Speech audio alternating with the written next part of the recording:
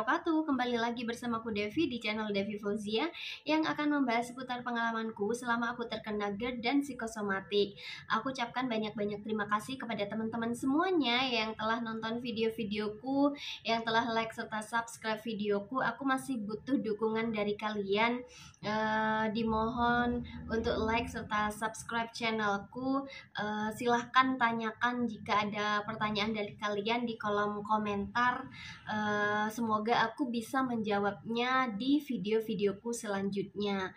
Teman-teman, banyak hal yang sudah aku sharing ke kalian, termasuk sensasi-sensasi yang aku rasakan serta upaya-upaya apa saja yang aku lakukan agar sensasi itu perlahan-lahan tidak datang di tubuh kalian gitu ya, agar sensasi-sensasi itu perlahan-lahan satu persatu menghilang dari tubuh kalian. Serta aku juga sharing ke kalian tanda-tanda kalau kalian sebenarnya sudah berada di fase kesembuhan. Tapi karena penyakit GERD dan psikosomatik ini benar-benar butuh proses lama untuk menyembuhkannya, sebenarnya mungkin kita sudah sembuh tetapi kita tidak sadar karena kita mengalami trauma yang trauma ya, karena kita menderita GERD dan psikosomatik sudah bertahun-tahun. Akhirnya kita tidak sadar sebenarnya kita sudah sembuh. Silakan nonton videoku yang ini.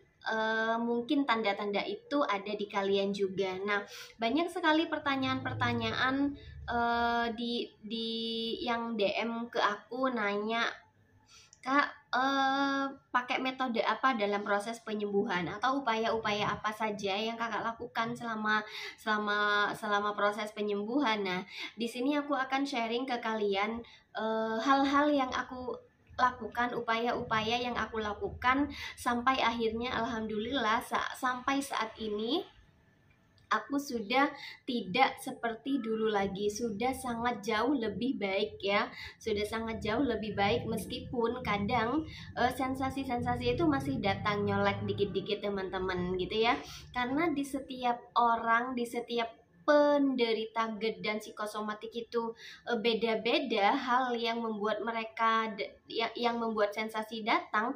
Ada yang karena mereka salah makan akhirnya asam lambungnya naik, akhirnya sensasi datang, panik lagi, cemas lagi.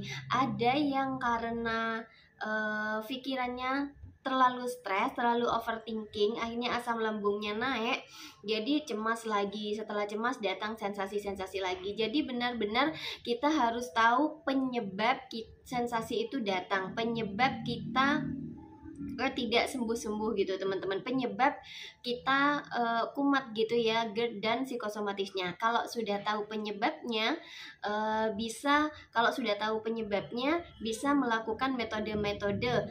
Contohnya misalnya kalau kalian itu terlalu sensitif dalam hal makanan, jadi kalian kumat, sensasi datang kalau kalian makan sembarangan nih, berarti kalian harus memperbaiki pola makan kalian. Karena makan makanan yang dipantang, akhirnya kalian makan sehingga asam lambungnya naik, akhirnya cemas lagi, was-was lagi, sensasinya datang lagi. Berarti itu gara-gara makanan. Yang harus diperbaiki adalah pola makan dan pola waktu makannya. Kembali lagi ke yang dulu, pola makannya berarti ya satu, kalau penderita GERD dan psikosomatik itu beda-beda pantang makanannya, tapi biasanya yang tidak boleh itu pedas-pedas, terus buah dan sayur yang mengandung gas, terus yang terlalu banyak lemaknya, terus yang kecut-kecut. Biasanya itu yang tidak boleh dimakan oleh penderita GERD. Tapi kembali lagi aku sudah bilang ke kalian, kalau setiap penderita GERD itu pantang makanannya beda-beda. Jadi silahkan dicoba sedikit-sedikit. Kalau misalnya pisang nih, pisang tidak cocok di si A, belum tentu tidak cocok di aku. Jadi aku coba dulu, kalau tidak apa-apa silahkan diteruskan. Jadi itu. Terus setelah mengatur pola makan, mengatur pola waktu makan. Karena penderita GERD ini pencernaannya tidak boleh kosong, jadi waktu makannya itu diperbaiki teman-teman. Kalau aku dulu 2-3 jam sekali itu makan. Jadi makan jangan karena lapar atau makan jangan karena pengen makan, tapi harus konsisten disiplin waktu. Kalau misalnya setiap 3 jam sekali kalian makan, maka setiap 3 jam sekali harus makan. Meskipun sedang tidak merasa lapar atau tidak ingin makan, tapi harus mendisiplinkan kita agar lambung kita ini terisi terus. Jadi setiap 3 jam sekali bisa makan teman-teman.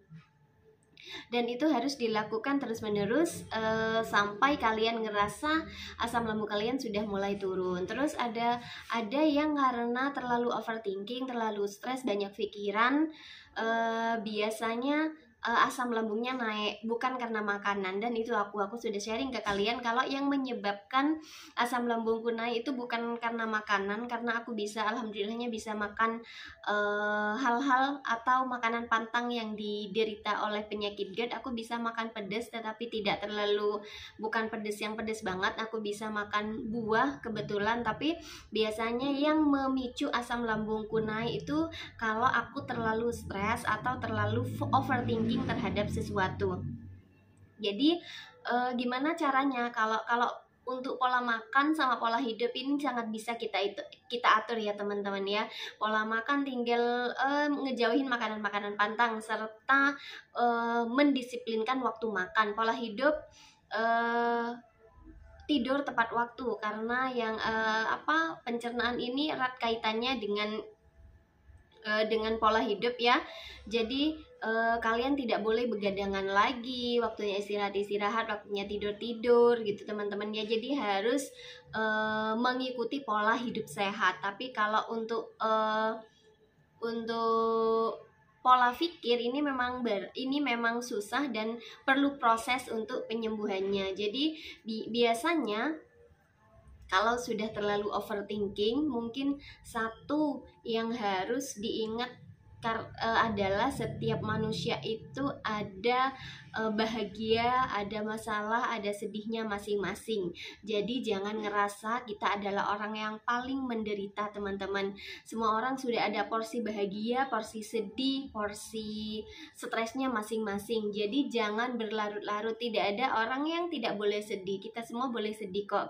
Tetapi bedanya kita yang terkena psikosomatik biasanya sedihnya itu terlalu sedih gitu ya.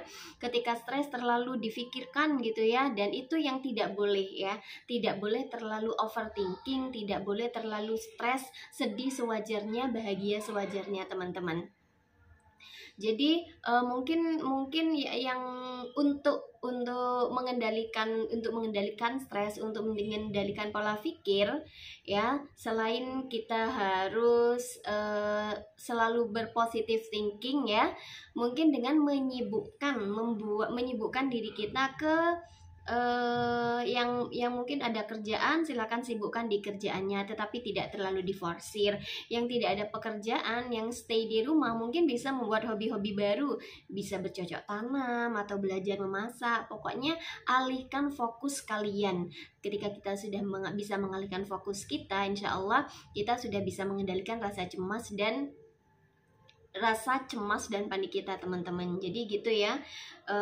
Gampang sekali sebenarnya jika pemicunya adalah karena makanan ya. Gampang sekali pengobatannya, hanya mengikuti pola makan yang sehat dan pola hidup yang sehat. Insya Allah seminggu maksimal sudah selesai. Tapi kalau untuk pola pikirnya kita memang harus lebih berjuang lagi, harus lebih sabar lagi, harus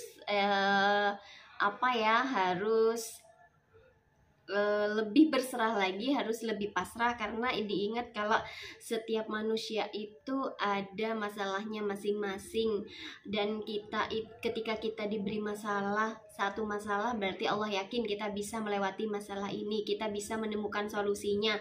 Jadi ketika ada masalah jangan terlalu difikirkan berlarut-larut sehingga berimbas kepada asam lambung. Kalau asam lambungnya sudah naik, banyak sensasi datang, kita panik lagi, takut lagi gitu ya. Jadi ketika kita dapat masalah, kalau ada teman sharing, silakan sharing ke teman kalian. Kalau tidak ada, cukup dicari solusinya, berdoa sama Allah agar masalah kita ini cepat selesai gitu teman-teman. Jadi sekali lagi, tidak usah terlalu Tidak usah terlalu overthinking, tidak usah terlalu cemas, tidak usah terlalu panik.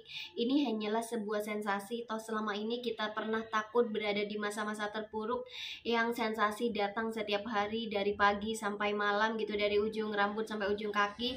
Kita bisa melewati itu kok. Jadi ketika sensasi datang nyelek-nyelek dikit ya sudah, nanti tidak bertahan lama insya Allah sensasinya hilang kalau kita sudah tidak terlalu cemas dan tidak terlalu panik. Jadi gitu teman-teman. Jadi ada beberapa metode tadi, menjaga makanan, menjaga waktu makan, menjaga pola hidup, sama menjaga pola pikir. Ini benar-benar semuanya harus dilakukan teman-teman gitu ya. Jadi yang sekarang lagi ada masalah, yang sekarang lagi stres-stresnya, yang sekarang lagi overthinking parah, jangan memperburuk keadaan kalian dengan rasa cemas dan panik yang lebih. Kalian tidak apa-apa kok ya, kalian itu baik-baik saja kok gitu ya. Semua orang ada masalahnya masing-masing, hanya saja mungkin bedanya mereka ketika ada masalah bisa langsung memecahkannya atau bersabar gitu ya. Kita penderita psikosomatik biasanya terlalu merasa paling menderita, terlalu keburu-buru ingin masalahnya cepat selesai gitu ya teman-teman ya. Jadi jangan lupa juga terus berdoa. Selain menjalankan yang 4 metode ini, terus berdoa agar kita selalu Allah kuatkan, selalu disabarkan, selalu diberi keikhlasan, selalu bisa menerima kalau kita sedang mengalami GERD dan psikosomatik gitu teman-teman.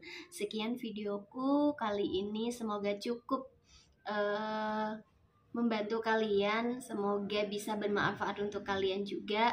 Silakan like dan subscribe channelku, silakan komen di kolom komentar apapun yang akan kalian tanyakan, insya Allah akan kujawab. Terima kasih. Wassalamualaikum warahmatullahi wabarakatuh.